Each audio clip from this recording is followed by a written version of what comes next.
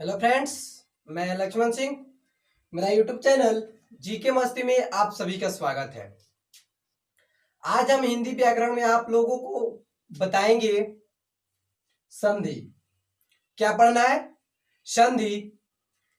तो आइए हम देखते हैं कि संधि किसे कहते हैं, संधि के कितने भागों में बांटा गया है, फिर उसके अंदर जो है व्यंजन संधि है, स्वर संधि है और विसर्ग संधि है, इनको कौन कौन से भाग में, कितने भागों में, कई प्रकार से बांटा गया है, इस वीडियो के माध्यम से हम बताएंगे या इसके अगले वीडियो में बताएंगे।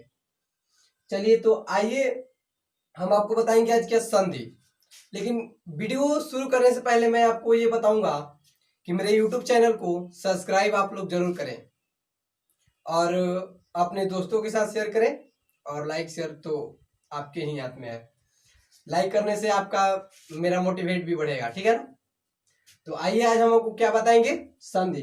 तो संधि किसे कहते हैं देखते हैं। यहाँ पे लिखे हैं कि दो अक्षरों के आपस में मिलाने से, क्या डिफिनीशन क्या बोल रहा है, दो अक्षरों को आपस में मिलाने से उसके रूप और उच्चारण में जो परिवर्तन होता है उसे संधि कहते हैं। संधि किसे कहते हैं? दो अक्षरों के आपस में मिलाने से उसके रूप में और उच्चारण में परिवर्तन होता है उसे संधि कहते हैं। जैसे में लिखे हैं गण प्लस इस, तो क्या हो जाएगा, ये समझ लीजिए कि इसको बांट दिया गया है दो भागों में और इसको हम लोग जोड़ेंगे तो ये क्या बन जाएगा, गण प्लस इस, तो क्या बनेगा, गणेश। लेकिन इसमें बोल रहे हैं ग, ग बोल रहे हैं तो और उसमें कौन सा उच्चारण आ रहा है, अ, तो यहाँ पे हो गया अ, ठीक है। उसके बाद है रे, रे में क्या आ रहा है, ओ, ये आ रहा है, ठीक है। और सौ में क्या आएगा, ई। अगर सबको हम मिलाकर बोलेंगे तो क्या हो जाएगा, गणेश। उसके आगे है संधि के तीन भेद होते हैं। संधि के कितने भेद होते हैं? संधि के तीन भेद होते हैं। कौन कौन से हैं? स्वर संधि, व्यंजन संधि और विसर्ग संधि। क्या क्या है? स्वर संधि है, व्यंजन संधि है और विसर्ग संधि है। तो आज सबसे पहले हम ये जानेंगे कि स्वर संधि किसे कहते हैं। क्या जानेंगे? स्वर संधि किसे कहते हैं।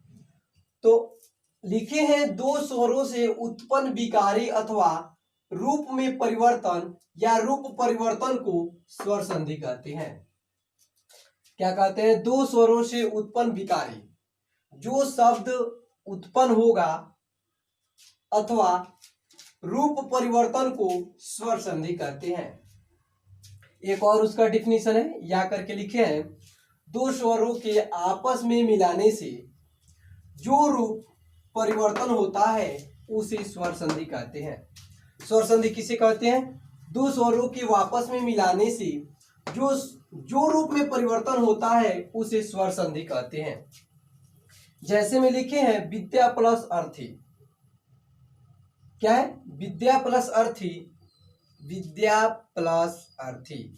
इसका सही उच्चारण क्या होगा, विद्यार्थी। सही स्वर में क्या बोलेंगे, विद्यार्थी। इसका सही संधि विच्छेद क्या होगा, विद्यार्थी। उसके आगे है भाव प्लस अर्थ, भाव प्लस अर्थ स्वर में बोलेंगे, इसका उच्चारण क्या निकलेगा, भावार्थ। क्या निकलेगा, भावार्थ। उसके आगे है सूर्य प्लस उदय, सूर्य प्लस उदय। इसका सही स्वर संधि क्या होगा, सूर्योदय। उसके आगे है आपका स्वर संधि के 5 भेद होते हैं। हम आपको पहले बता दिए संधि, ठीक है। और संधि के कितने प्रकार होते हैं, 3। 3 में से आपका पहला डिफिनीशन हम लिखे थे स्वर संधि का, ठीक है। अब स्वर संधि के 5 भागों में बांट दिया गया है, या इसके अंदर 5 प्रकार हैं, ठीक है। वो कौन कौन है?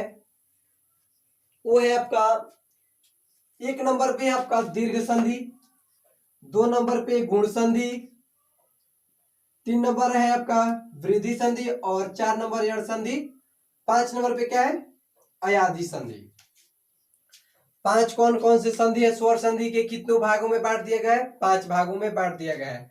तो कौन कौन से है? दीर्घ संधि है, गुण संधि है, वृद्धि संधि है, यण संधि है और अयादि संधि है। तो हम पहले जानेंगे क्या दीर्घ संधि किसे कहते हैं। क्या जानेंगे? दीर्घ संधि किसे कहते हैं। सुनिए कैसा है इसका डिफिनीशन और किसे दीर्घ संधि कहते हैं। तो वो है आपका हर्ष व स्वर। जो हर्ष व स्वर है तो कौन कौन से अक्षर है? अ, छोटी ई है, ठीक है, बड़ा ही नहीं, छोटी और छोटा ऊ, ठीक है। या दीर्घ स्वर, यहाँ पे हर्ष व स्वर था तो कौन कौन है? अ, छोटी और छोटा ऊ।